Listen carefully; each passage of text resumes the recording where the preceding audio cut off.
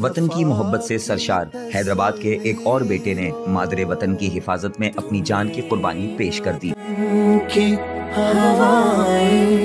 سلام کہتی ہے تیرا ہے حق کے شہیدوں، اللہ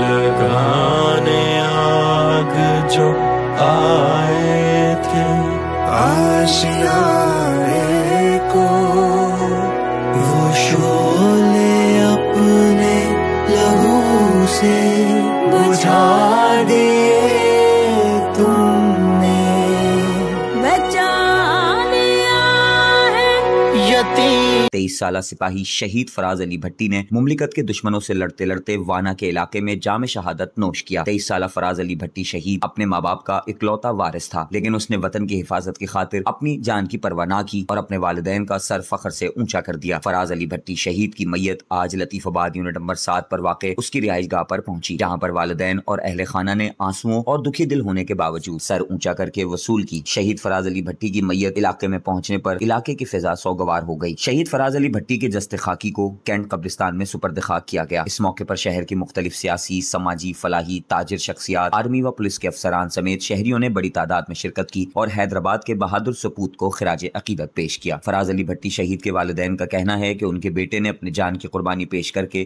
وطن سے محبت اور مٹی سے وفاداری کا ثبوت پیش کیا ہے۔ اگر ان کے اور بیٹے بھی ہوتے تو وطن کی راہ میں قربان کر دیتے۔